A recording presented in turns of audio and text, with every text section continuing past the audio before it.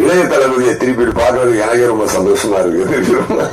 ரொம்ப ஏன்னா we are missing that space இல்ல, ரொம்ப ரொம்ப கியூட்டா ரொம்ப அழகான ஒரு பர்ஃபார்மன்ஸ். ஜோதிகா மேடம் அவங்களுமே சூப்பர் ஆக்ட் பண்ணியிருக்காங்க. எல்லாத்தையும் திருப்பி நினைச்சு பார்க்கும்போது ஆக்சுவலா என்னன்னாங்க, ஒரு இந்த படத்தினுடைய கதையை நான் சொல்லும்பொழுது நான் ஒரு 2.5 மணி நேரம் சொல்லுவேன். நான் ரத்ன சார் நான் தான் போனோம் விஜய் சாரை பார்க்கறதுக்கு. அப்போ நம்ம படம் சொல்லும் போதே நம்ம மைண்ட்ல படத்தை பார்த்துறோம். அதுக்கப்புறம் பார்த்தீங்கன்னா சீனை ஒன்றா ஷூட் பண்ணும்போது நம்ம ஷூட் பண்ணி ஒரு சீனை நாங்கள் 1 lakh டைம் பார்ப்போம்.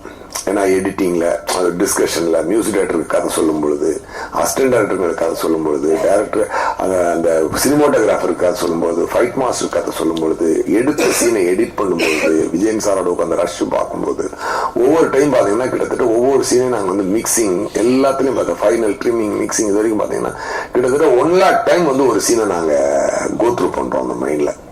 ஸோ அப்போ பார்த்து இருக்கும்பொழுது படம் ரிலீஸ் ஆகுறதுக்குள்ள பார்த்தீங்கன்னா அந்த டைரக்டருக்கு இந்த படம் என்னது நல்லா இருக்கா நல்லா இல்லையா அதுவே மறந்துடும். அந்த அளவுக்கு நாங்கள் நம்மாயிடுவோம். ஏன்னா ஒரு 100 தடவை பார்த்த ஒரு சீனால் நம்மாயிடுவோம். அதனால அதுக்கப்புறம் தேட்டரில் ஆடியன்ஸோட போய் ஆடியன்ஸ் ரசிக்கிறதும் கைத்தட்டுறதையும் பார்த்து ஓ பரவாயில்ல நம்ம நினைச்சது கரெக்டா இருக்குது அப்படின்னு தான் பார்க்க முடிஞ்ச வழியிற ஒரு ஆடியன்ஸா நான் ஒரு மேக்கர் அந்த படத்தை என்ஜாய் பண்ணவே முடியாது ஒரு ஆடியன்ஸ். ஏன்னா ஆடியன்ஸ் ஃப்ரெஷ் மைண்ட்ல வருவாங்க, அவங்களுக்கு எதுவுமே தெரியாது. ஒரு ஆடியன்ஸா ஃபர்ஸ்ட் என்ஜாய் பண்ணுவாங்க.